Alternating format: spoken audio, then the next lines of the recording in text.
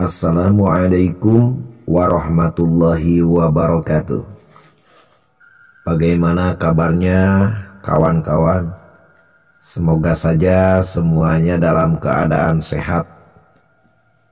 Kali ini saya akan membawakan sebuah tema tentang ciri-ciri orang yang terkena guna-guna atau santet. Dikutip dari kitab Mujarobat, Primbon Jawa, dan kitab-kitab hikmah lainnya. Terutama dari pengalaman banyaknya orang yang datang di ruqyah. Ada 11 ciri-ciri orang yang terkena guna-guna atau santet. Emang di zaman modern seperti ini, sulit rasanya kita percaya masih ada ilmu-ilmu seperti itu. Tapi tidak bisa dipungkiri, emang ilmu sihir, guna-guna, dan santet itu masih banyak dilakukan, terutama di daerah-daerah tertentu.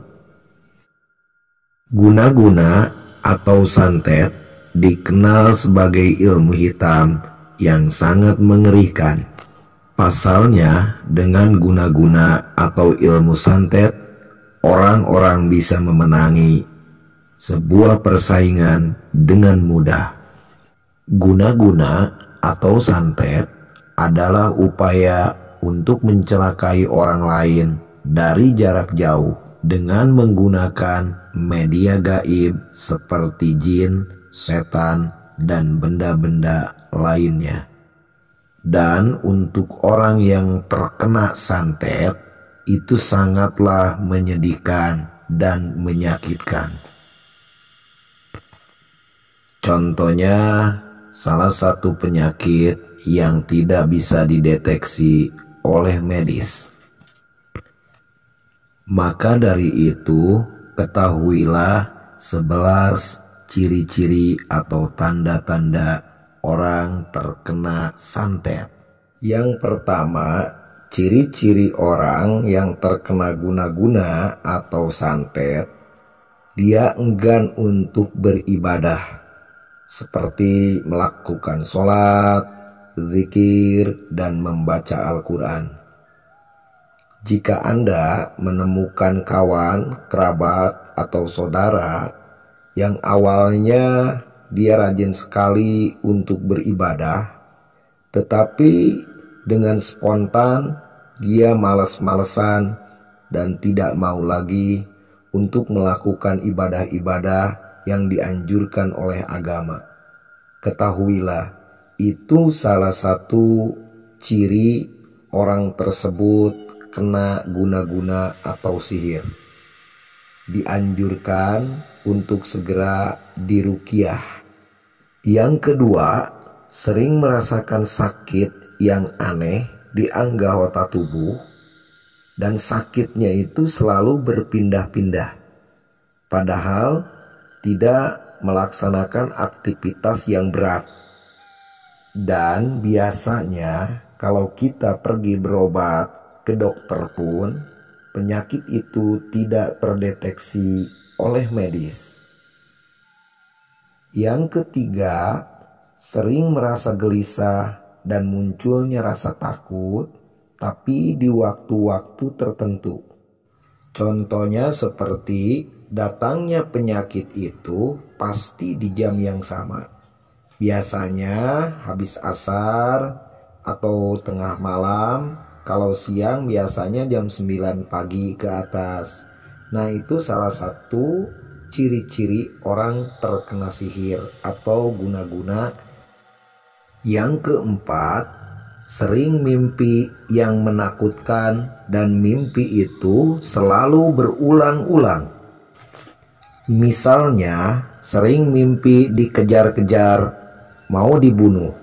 Atau misalnya sering sekali mimpi dikejar-kejar makhluk astral yang aneh-aneh seperti jin atau berbentuk syaitan.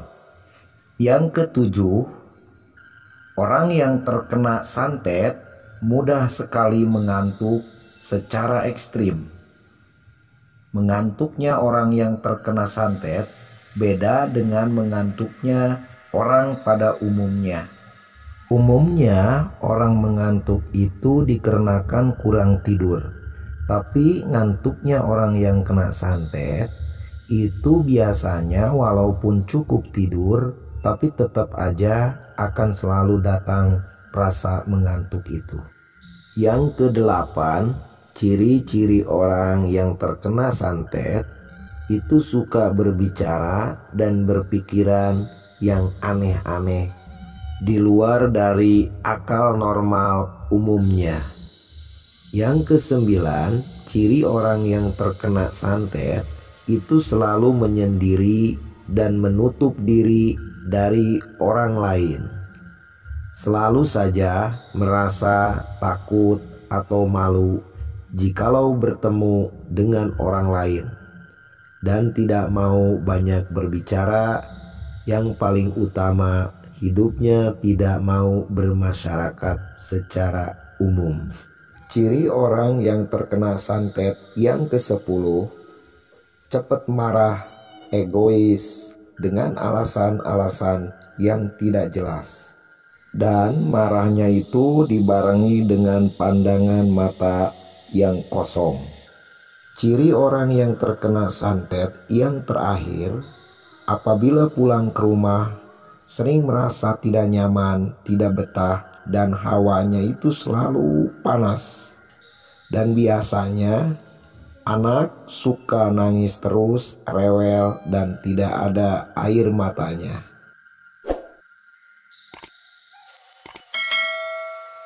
Nah, itulah sobat, 11 ciri-ciri orang terkena guna-guna atau santet. Semoga saja kita dijauhkan dari hal-hal negatif seperti itu. Dan bagi teman-teman yang merasa ada salah satu ciri yang tadi kami sebutkan, agar segera datang ke tempat ruqyah. Dan jangan lupa tekan tombol subscribe, like, komen, dan share. Terima kasih. Sampai jumpa.